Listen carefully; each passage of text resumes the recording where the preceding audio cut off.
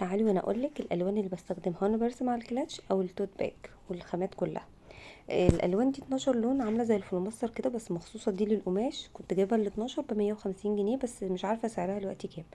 القلم نفسه فيه سن رفيع وسن تخين، بس برضو مش هتغنينا عن الالوان اللي هقولك عليها. جبت برضو الاقلام الباستل دي حلوه، جبت الابيض والاسود، بيبقى سهل ان انت ترسمي بيها وتمسحيها، مش بتسيب اثر. برضو هتحتاجي الفرشة العادية للتلوين، او القلم الفرشة ده حلو قوي، بتمليه وتلوني بيه بقى براحتك. هتحتاجي البلد او الطبق اللي تحطي فيه الالوان. برضو دي الوان قماش، ده نوعها مخصوصة للقماش بس حلوة قوي مط. دي الوان فيبري كاسل، حلوة، في منها 6 الوان او 12، بس في اللون نفسه فيه لمعة.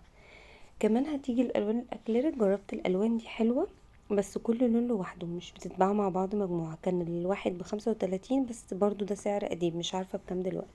دي برضو الوان اكليريك مع بعض، بس 12 لون في العلبة، بس كان نوعها حلو برضو وبتثبت وجميلة.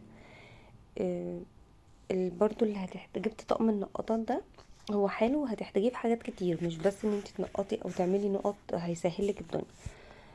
بس هي دي الخامات اللي جبتها. واي حاجة بعتوا اسألوني، واي سؤال معاكم.